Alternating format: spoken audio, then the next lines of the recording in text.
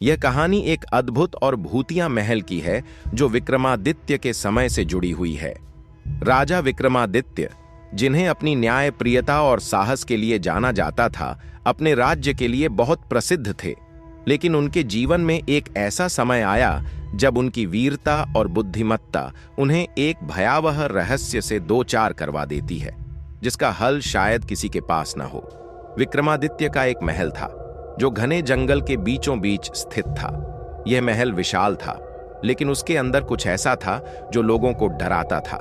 कहा जाता था कि महल के कुछ कमरों में रात के समय भूतों की आवाजें आती थीं और वहां से निकलने वाले लोग कभी वापस नहीं लौटे थे। राजा विक्रमादित्य के मन में इस रहस्य को जानने की जिज्ञासा थी और एक दिन उन्होंने अपने सबसे बहादुर सैनिकों के साथ महल जाने का फैसला किया। उन्हें यकीन था कि इस महल का रहस्य सुलझाने के बाद वह अपने राज्य को और अधिक समृद्ध बना पाएंगे। लेकिन उन्हें यह नहीं पता था कि इस महल का रहस्य इतना भयावह है जो उनके साहस को भी चुनौती देगा। राजा विक्रमादित्य और उनके सैनिक महल के पास पहुंचे। महल का दृश्य भयावह था। ऊंचे ऊंचे पत्थरों से बनी दीवारें घनी झाड़ियों से ढकी हुईं और कहीं दूर से अजीब आवाजें आ रही थीं। राजा ने अपने सैनिकों को आदेश दिया कि वे पूरी सतर्कता के साथ अंदर जाएं। जैसे ही वे महल में दाखिल हुए, महल की खामोशी और अंधेरे ने उन्हें घेर लिया।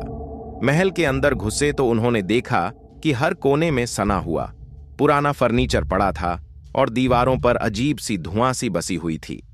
कुछ देर बाद उन्होंने महसूस किया कि उनकी टॉर्च की रोशनी भी कहीं फीकी पड़ने लगी थी।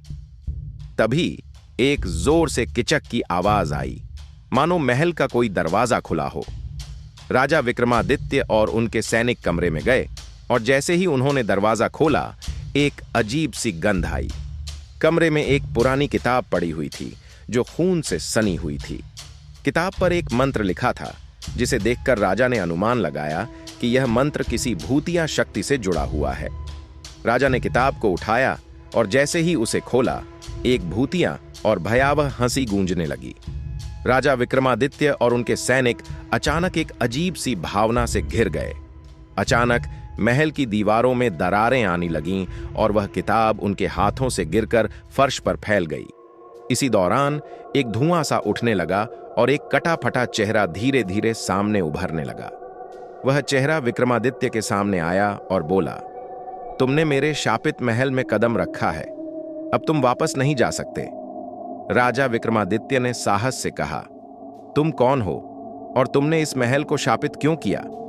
भूतिया चेहरा हंसते हुए बोला, मैं वह राजा था जिसने इस महल को बनाया था, लेकिन एक समय के बाद मेरी अपनी सगाई के दिन मैंने एक भूतिया शक्ति को मुक्त कर दिया। वह शक्ति इतनी खतरनाक थी कि उसने मेरे महल को शापित कर दिया और अब वह हर उस व्यक्ति को मार डालती है जो इस महल में आता है। राजा विक्रमादित्य ने तुरंत सोचा कि उसे इस भूतिया शक्ति का मुकाबला करना होगा, लेकिन उसके पास एक ही रास्ता था, उस किताब के मंत्र का सही तरीका जानना, ताकि वह उस भूतिया शक्ति को हराकर महल से बाहर निकल सके। राजा विक्रमादित्य और उसके सैनिकों ने किताब के मंत्रों को ध्यान से पढ़ना शुरू किया। जैसे ही उन्होंने मंत्रों का उच्चारण किया, महल के भीतर की सारी हवा बदल गई। अंधेरे से भरे कमरे में एक प्रकाश का जोरा हुआ और वही भूतिया चेहरा फिर से सामने आया। तुम नहीं बच सकते, भूतिया हंसी, तुमने जो किया है उसका परिणाम भुगतोगे। राजा विक्रमादित्य ने साहसिक होकर कहा, तुमसे ज्यादा शक्तिशाली मेरी इच्छा शक्ति है, मैं इस महल से तुझे निकाल कर रहूंगा। फिर एक जोर की लहर आई और वह भूतिया शक्ति एक अजीब सी चीख के साथ गायब हो गई। महल के अंदर की सारी अंधकार मिटने लगी और जो दरवाजे और खिड़कियां बंद थीं, वे धीरे धीरे खुलने लगीं। राजा विक्रमादित्य और उनके सैनिकों ने महल से बाहर आकर राहत की सांस ली, लेकिन राजा का मन अब भी दुविधा में था। राजा विक्रमादित्य ने महल से बाहर निकलते ही अपने सैनिकों से पूछा, क्या तुमने महल में कुछ देखा था? सैनिकों ने कहा, नहीं महाराज, हम सिर्फ आपके साथ थे। राजा ने सोचा, क्या वह भूतिया शक्ति अब भी किसी रूप में जीवित है?